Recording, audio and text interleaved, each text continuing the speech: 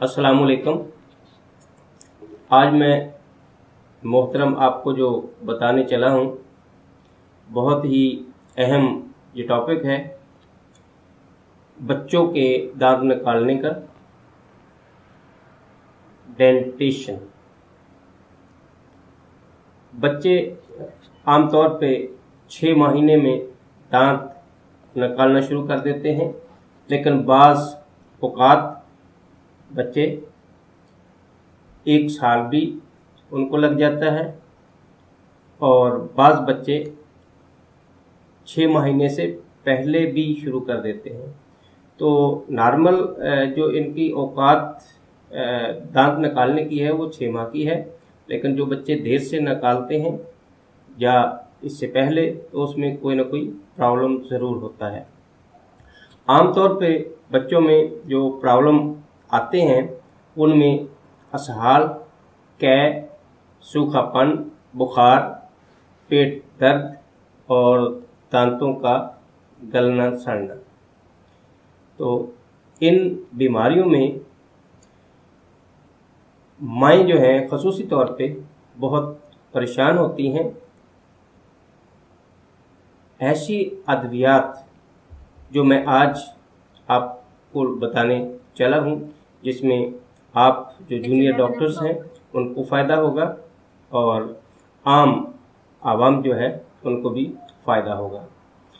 तो वो अद्वियात जो इसमें टॉप की हैसियत रखती हैं उनमें chamomilla, belladonna, Calcarea carp, Calcarea फास, मैग्नीशियम कार्प, करियाजोट, सलेशिया और एपिकाप। सबसे पहले कैमोमिला। ये कैमोमिला सबसे बड़ी बच्चों की दवा मानी जाती है। इसमें बच्चों में चिड़चिड़ापन बहुत ज़्यादा होता है और ख़ुसूसी इसकी एक अलामत है कि माएँ बच्चों को लेके उठा के घूमती फिरती हैं और बच्चा खामोश चुप हो जाता है। जैसे ही वो लेट आती हैं तो बच्चा चीखना, चिल्लाना, रोना शुरू कर देता है। इन अलामात पे कैमोमिला बहुत ही अच्छी दवाई साबित होती है। बच्चे में दिमागी कैफियत जिसमें चिड़चिड़ापन, रोना धोना बहुत ज़्यादा हो जाता है। बच्चों में इस दौरानिए में यानी दांत निकालने के दौरानिए में जो असहाल आते हैं उनके लिए भी ये बहुत मुफीद दवाई है। ख़ुसूसी तौर पे असहाल, बुखार, बच्चे में बेख्वाबी और पेट का दर्द। दूसरी जो दवाई बताने जा रहा हूँ मैं वो बेलाडोना है। अगरचे कैमोमिला से बेलाडोना बराबर की तो नहीं है, लेकिन फिर भी उसके करीब करीब चली जाती है। बेलाडोना में बच्चा जिस तरह कैमोमिला में बच्चे को जब उठा के कंधे पे लगा के घुमाया जाता है तो उस वक़्त बच्चा खामोश चुप हो जाता है, लेकिन बेलाडोना का बच्चा इस तरह नहीं है। यानी कैमोमिला का बच्चा जो जिसमें वो चिड़चिड़ापन वो आता है, तो जब उसको उठा के आदमी घूमता फिरता है तो बच्चा खामोश हो जाता है। लेकिन बेलाडोना का बच्चा इस तरह नहीं होता, वो चुपचाप लेटा रहता है और उसको हिलाना जिलाना पड़ता है। बेलाडोना के बच्चे में सर गर्म और पाँव ठंडे होते हैं और इसमें इतना चिड़चिड़ापन नहीं होता जितना कि कैमोमिला में होता है। इसमें बुखार, पेट का दर्द और असहाल शामिल हाल होते हैं। पेट में अगर दर्द जो कोलंजी शक्ल का होता है तो वहाँ पे बेलाडोना बहुत अच्छा काम करती है। कलकेरिया कार्प एक मजाजी दवा भी है। कलकेरिया कार्प का बच्चा पिलपला,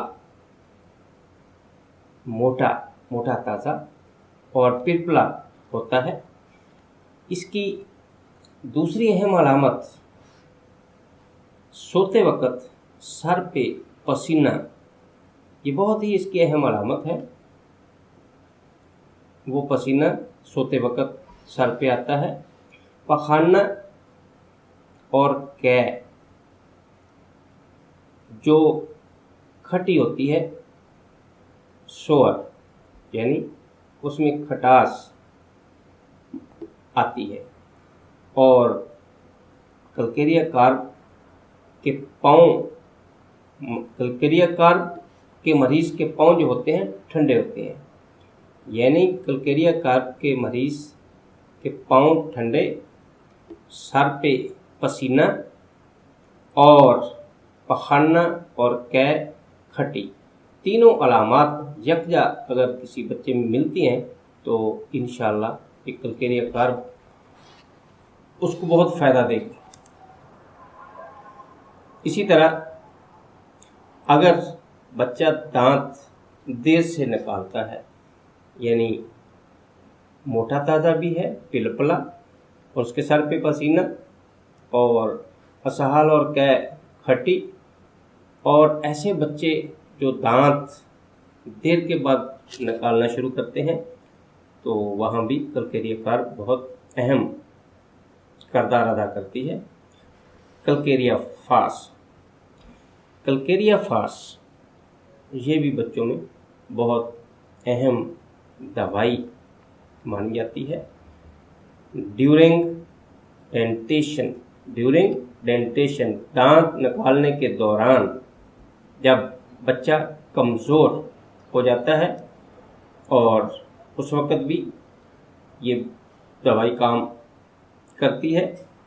जिस तरह बच्चे का सर बड़ा, जिस्म दुबला पतला और कमज़ोर होता है, वो सर को आसानी से संभाल नहीं सकता, सर इधर उधर लड़खड़ाता है, उस वक़्त कलकेरिया फास बहुत अहम दवाई है।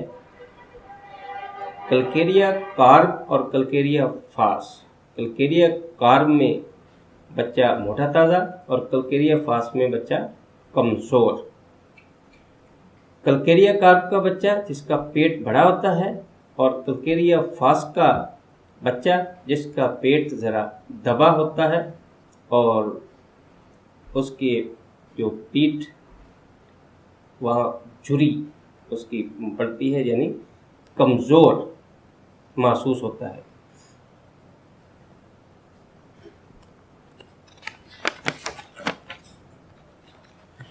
क्रियाजोट ख़ुसूसी तौर पे छोटे बच्चे जिनके दांत दूध के दांत जिसको हम बोलेंगे वो गलने सड़ने शुरू हो जाते हैं, ख़राब होना शुरू हो जाते हैं, तो क्रियाजोट ऐसे बच्चों के लिए बहुत मुफीद दवाई होती है।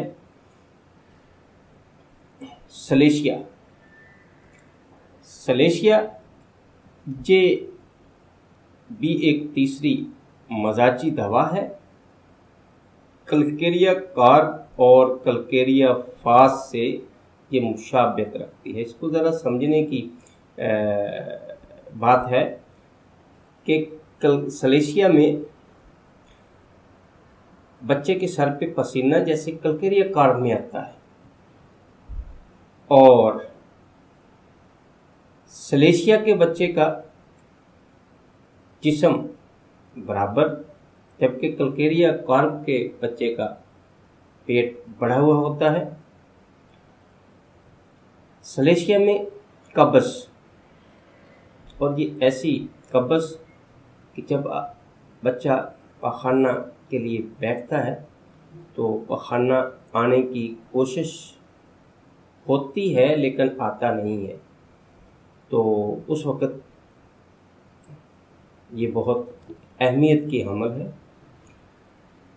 सलेशिया में एक और अहम अलामत, माँ का दूध बच्चा बर्दाश्त नहीं करता, वो हज़म नहीं होता, कै कर देता है, और वो कै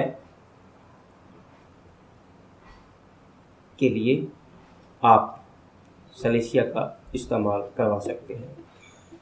इसी तरह एपिकाक भी कै के लिए एक बहुत अहम दवाई है, लेकिन एपिकाक में नाज़िया, मतली, यानी कै आने को करती है, दिल ख़राब हो रहा है, कै आने को कर रही है, उस वक़्त एपिकाक आप इस्तेमाल करवा सकते हैं। इसके असहाल जो होते हैं वो सबज़ और झागदार, सबज़ और झागदार, तो वहाँ पे एपिकाक का इस्तेमाल किया जा सकता है। मर्क्यूरस साल, इस दवाई में सब्ज़ रंग के पखाने, बच्चा देर तक पखाने के लिए जोर लगाता रहता है, और पखाना सब्ज़ और लेसदार, और ख़ुसूसी तौर पे मर्क्यूरस साल में मुंह से राल बहती है, टपकती है, और बच्चे के मुंह से स्मेल यानी बदबू आती है।